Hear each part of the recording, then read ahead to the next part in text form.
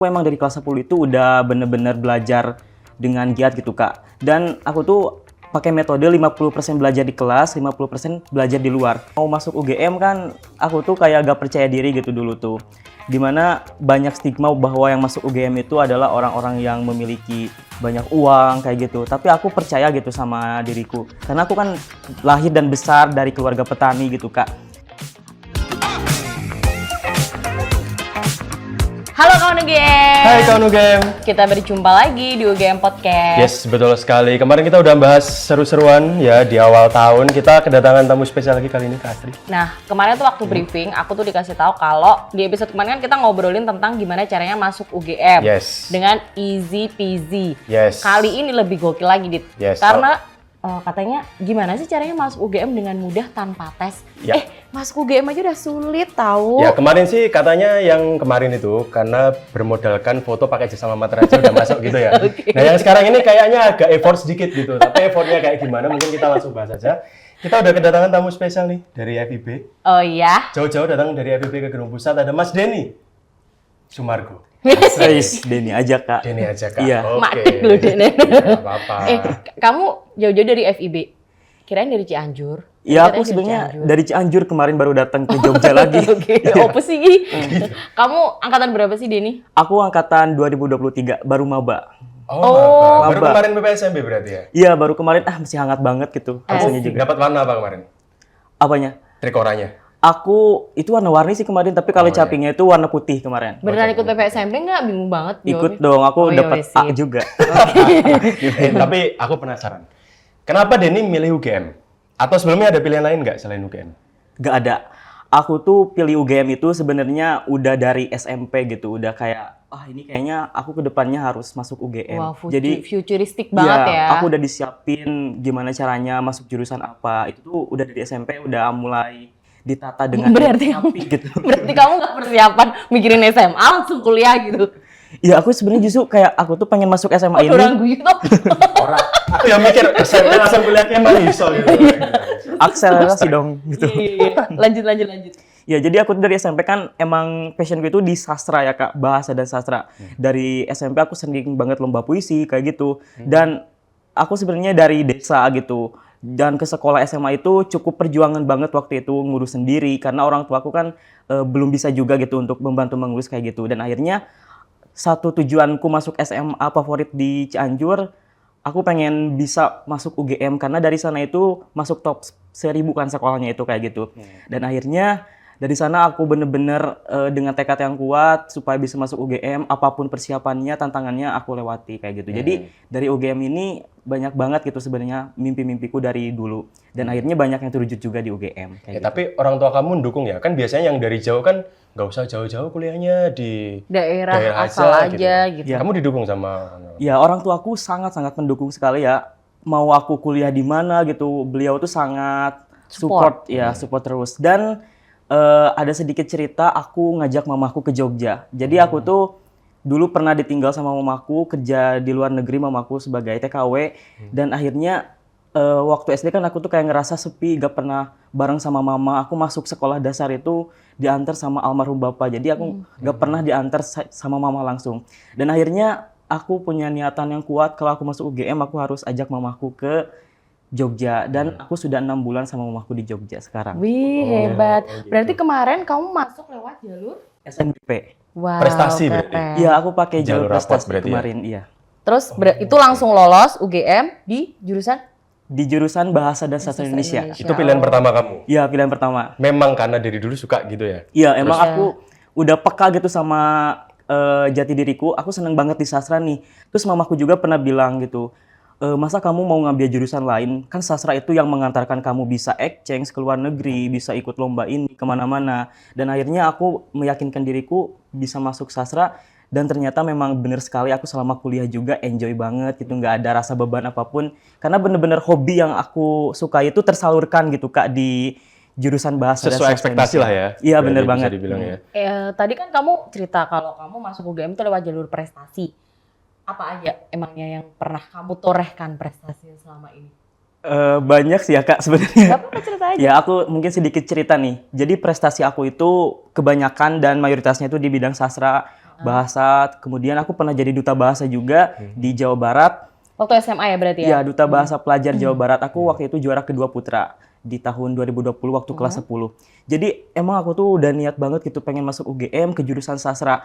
Dan tahu Kak WS Rendra? Oh, Ya, WS WS Rendra Rendra. kan dulunya alumni dari UGM juga. Heeh.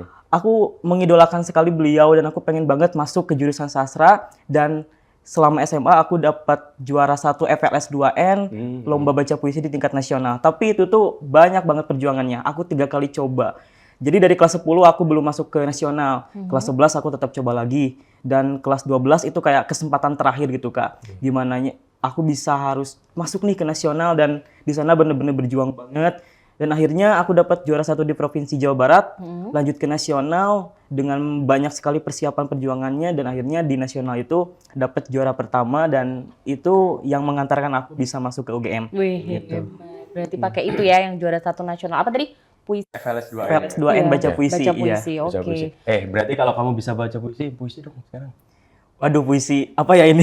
Bebas aja. Iya, WS Rendra aja kamu tahu. WS Rendra. Oke, mungkin aku baca puisi yang waktu mengantarkan aku jadi juara 1 di nasional kemarin ya. Boleh. Recall kembali tuh. Oke, aku coba nih. Sagu Ambon. WS Rendra. Ombak beralun. Oh mamai.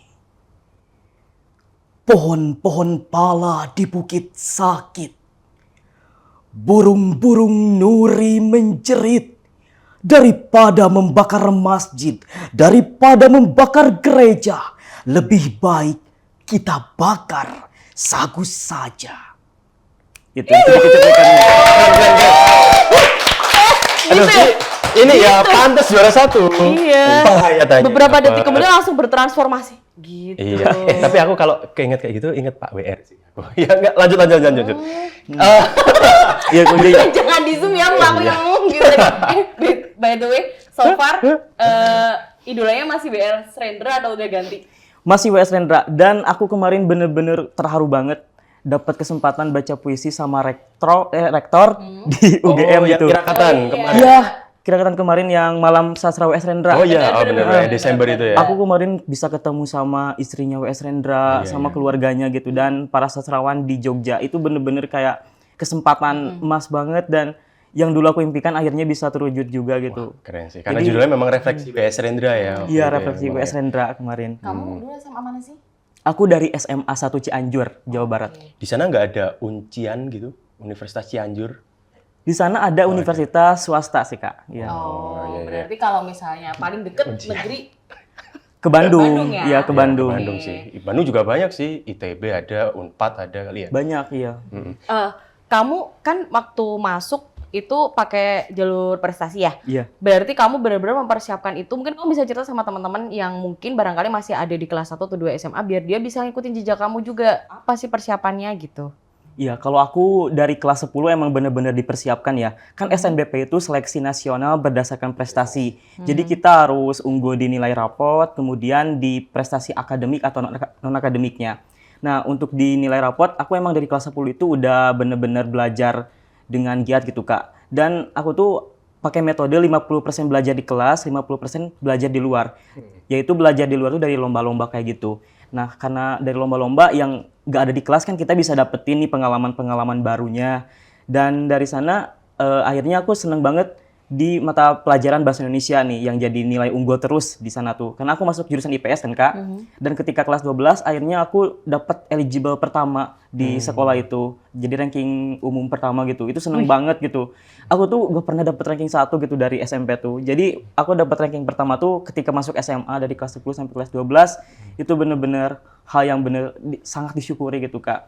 Dan persiapan yang paling penting itu adalah ketika kita harus tahu jurusan yang akan kita pilih di kelas 12 karena gak ada yang instan gitu, Kak. Kita kan gak mungkin milih ketika H-7 penutupan SNBP. Jadi harus dari kelas 10 tuh udah dipersiapkan kayak gitu. Kalau aku emang bener-bener udah ada niatan pengen masuk jurusan bahasa dan sastra itu dari kelas 10 dan ketika mau daftar atau submit di SNBP itu kan kayak udah yakin banget nih pilih jurusan ini. Terus dengan prestasi-prestasi kayak gitu juga akan menjadi nilai pendukung. Nah, makanya buat teman-teman nih, kalau nanti mau daftar ke UGM misalnya, dan mau SNBP juga, jadi harus dipersiapkan dari nilai rapotnya, dari prestasi akademik atau non-akademiknya. Jadi seimbang, dua-duanya tuh 50% buat akademik juga dan non-akademik. Kayak gitu. Jadi aku bener-bener dipersiapkan dengan matang sih, Kak. Jadi ketika aku lolos SNBP kayak di bulan April tuh bebanku udah hilang gitu. Tinggal aku masuk aja ke UGM gitu. Tinggal, lo masih Iya. belajar Iya. gitu. Enggak ya? Enggak ada. Tinggal lihat yang lainnya. Iya. Selamat berjuang teman-teman. Iya, Gitu, bener. yang lainnya. Jadi kayak aku mending capek-capek di kelas 10-11 aja Yes, deh. betul Dan sih. kelas 12 aku merasakan dari capeknya di kelas 10-11 itu. Kayak gitu Oke. sih. Ada apa ya, cerita unik nggak selama kamu mungkin berproses sampai kamu diterima jadi mahasiswa UGM? Cerita uniknya banyak sih kayaknya, Kak ya. Yang paling unik. Paling unik ketika aku mau masuk UGM kan aku tuh kayak gak percaya diri gitu dulu tuh.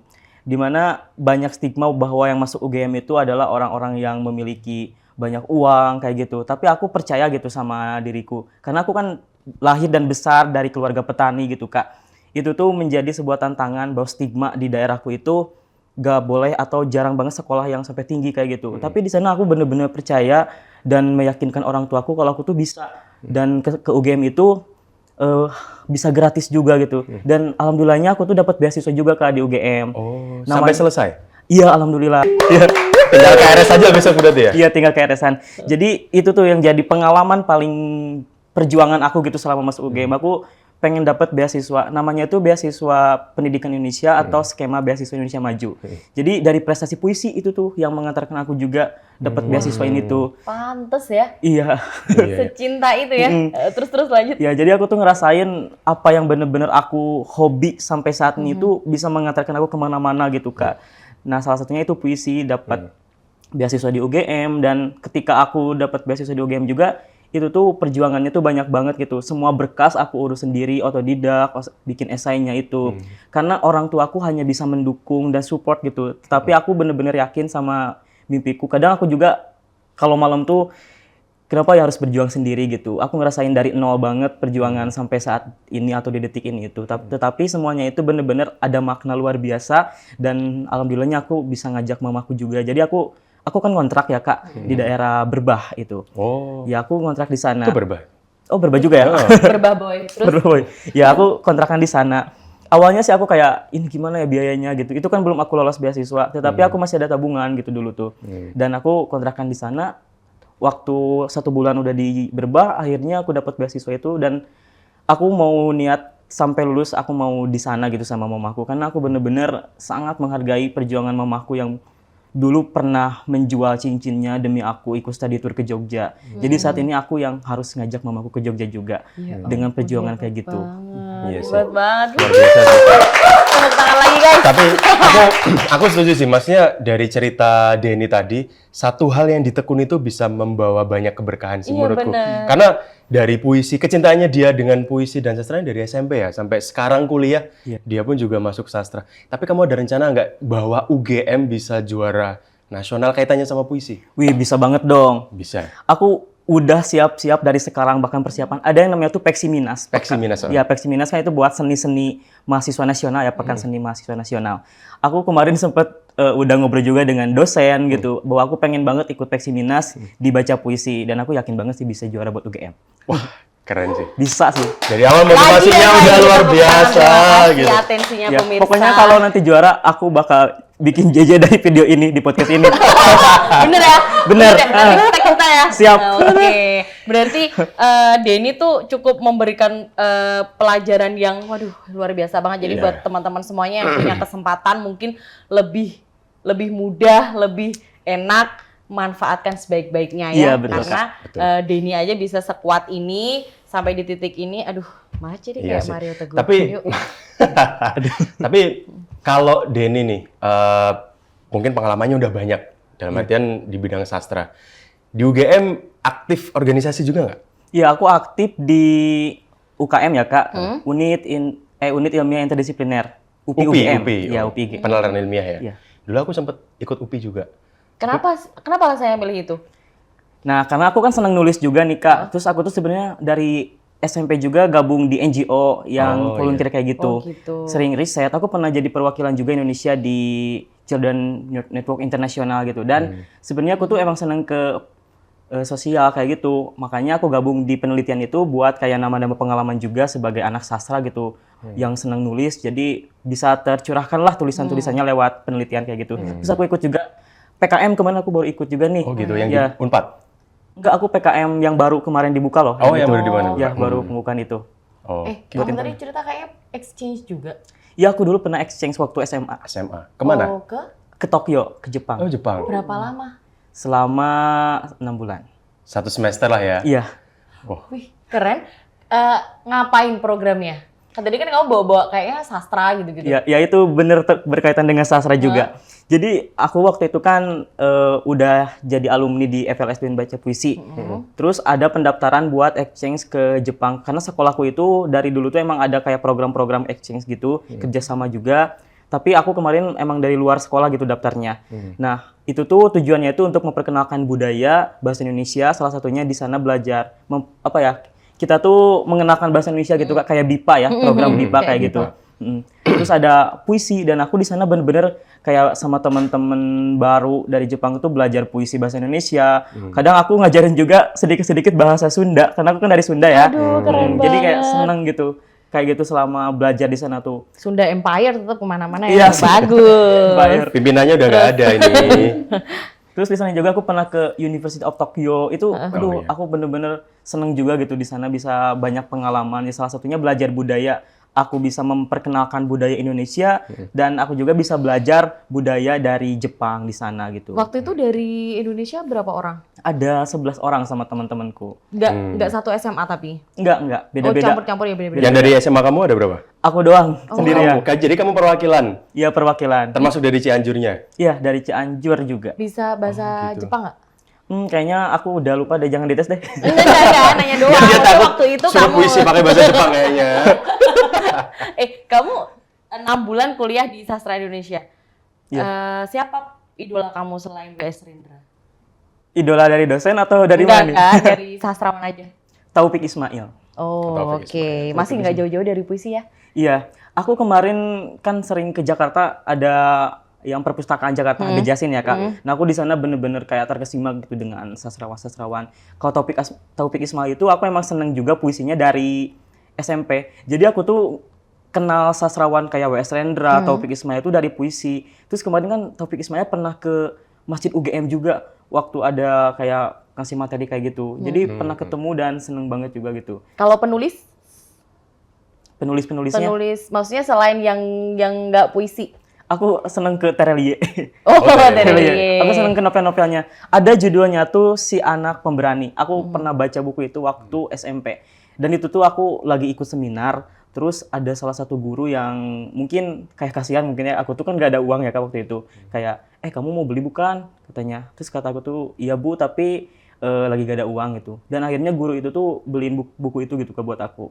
Dan itu bikin kamu sayang Iya, sampai sekarang ya sampai sama sekarang penulis itu gitu. sangat terkesan Iya, gitu. dan saat itu juga ada Terelie. Jadi ada bedah buku sama Terelie. Oh, gitu. Aku tuh datang emang bener-bener kayak, ini aku harus datang nih karena aku suka sekali sama buku-bukunya. Nah bukunya tuh salah satunya Si Anak Pemberani. Aku dapat tanda tangannya juga dari Terelie. Di sana tuh aku bener-bener kayak dibaca-baca semuanya tuh kayak nyambung nih sama perjalananku sampai saat ini. Berani banget gitu, bisa kemana-mana. Jadi aku selama SMP itu emang lomba-lomba tuh suka sendiri gitu Kak. Semuanya otodidak, sendiri.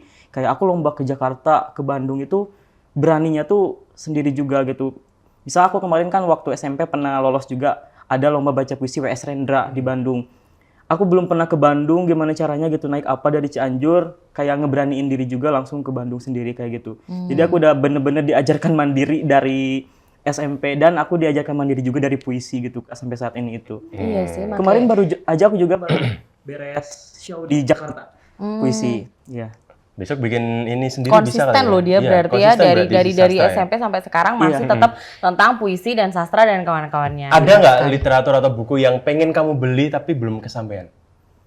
Aduh, apa ya, buku-buku dari Banyak ya? W.S. Rendra sih kayaknya aku tuh paling seneng tuh buku-buku puisi sebenarnya Kak. Ya, Udah punya semua belum koleksi? aku baru punya koleksi buku-buku dari Taufik Ismail dan W.S. Rendra beberapa. Kalau Taufik Ismail aku kemarin dapat bukunya dari beliaunya langsung. 3 buku yang tebal-tebal loh Kak. Wow. Ya. Kamu nanti mention 2 buku apapun itu puisi nanti tak bayarin. Weh, seriusan? Seriusan. Siap. Wah, thank you Kak. Yes. Terakhir dong, kita kan udah banyak bincang nih, kamu juga prestasinya di bidang sastra banyak. Apalagi kamu masuk UGM lah jalur prestasi tuh. Pesan dong buat kawan UGM biar yang lain juga ikut termotivasi kayak kamu. Dari si anak pemberani. Betul. Oke, buat teman-teman apapun segala kondisinya kita harus selalu percaya pada diri kita karena apa yang saat ini kita jalani itu adalah sebuah rangkaian mimpi yang akan bersinar di kemudian hari. Sebuah bintang akan selalu bersinar ketika ia ditempatkan di mana saja. Dan teman-teman selalu percaya bahwa mimpi teman-teman itu sangat berharga untuk teman-teman jalani sampai saat ini. Tepuk tangan lagi. Dia ngasih pesan-pesan aja kayak baca puisi, guys. Tuh aku keinget Keseringan Golden Ways. kayaknya. Gitu. Kenapa? Keinget Golden Ways. Tahu nggak Golden Ways? Udah lama. Kamu lama mikirnya itu. Itu acara kapan di sekarang udah musimnya gini. Gila. Tapi setidaknya teman-teman semua yang mendengarkan podcast UGM ya, baik yang di channel UGM maupun di channel apa satunya?